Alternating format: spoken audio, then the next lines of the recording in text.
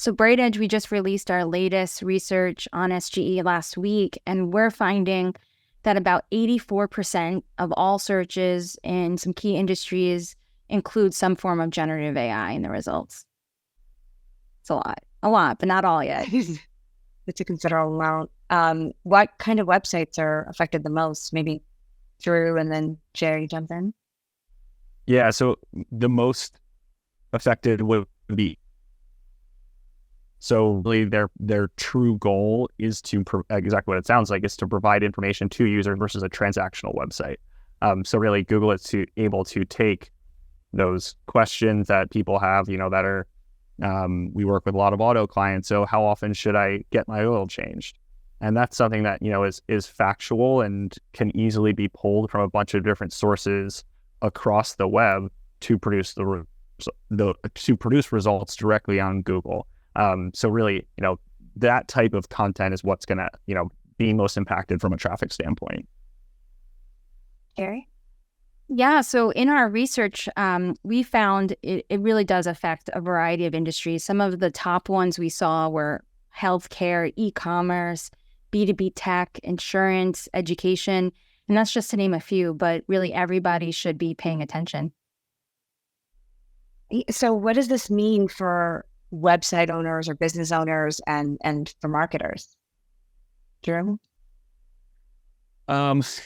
Without being dramatic, I think your traffic and your kind of baselines of traffic are going to be completely different, because so many of the searches and the results that follow from a generative search experience aren't necessarily going to require people to click through to your website.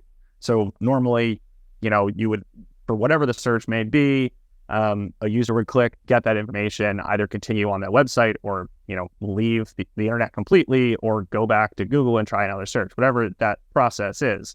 Now a user is able to almost have that full experience directly on Google. So along with a basic, generative section above the search engine results page, there's also additional questions that you're prompted to click on. So if you want to learn more about a specific topic or whatever your search is, Google is providing additional prompts, just like you would have in ChatGPT, of a prompt-based search. And that's one of the pieces I think that's going to be really interesting to follow in the next year to 5 years to 10 years. I don't know when it'll change, but will searches go from a keyword base to more of a prompt style search, where you're getting really specific and kind of these stream of consciousness type search queries that are, where's the best pizza place that specializes in pepperoni square pizza near me?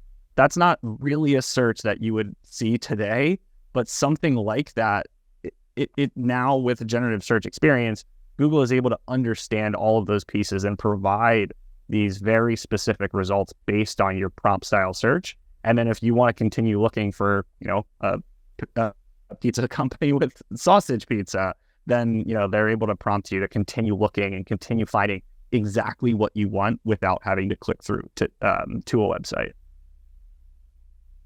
Square pizza is my favorite.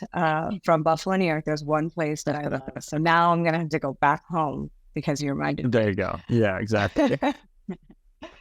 So what do we... Oh, go ahead, please. Sorry, Subi. I just wanted to add in that, because that just makes me think about how the search engines and how we search as consumers and just individuals, grow and change over time. Like it used to be, you would just put in pizza in your Google search box and you'd get the results, and that would be that. Now it would be, you say, I can't say it, it will launch my device, but hey, where's a pizza place open right now? Where's the pizza place close to me? And then now with the generative SERP, exactly what Drew mentioned, like where can I find the best gluten-free, high-protein pizza now? And you'll start to see as you're typing your query or voice speaking into your query, it's going to suggest alternate queries for you to search. It's going to give you more to engage with. And so we have to be a little bit more mindful of the intent of our direct audience, right? Who do we want to target our content and our pages to, and what would they be searching for? Is it something about local? Do we want them to come make a visit?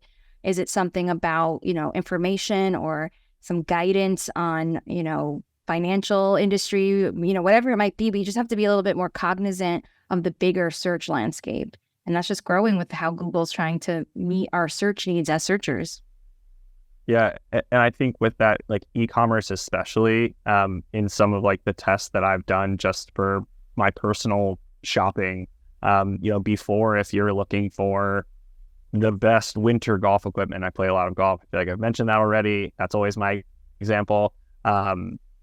If you're searching for the best winter golf equipment, previously you would get, maybe a third-party review site that lists the 10 best, winter golf equipment providers, and they would have links and they would link out to those products, whatever that might be.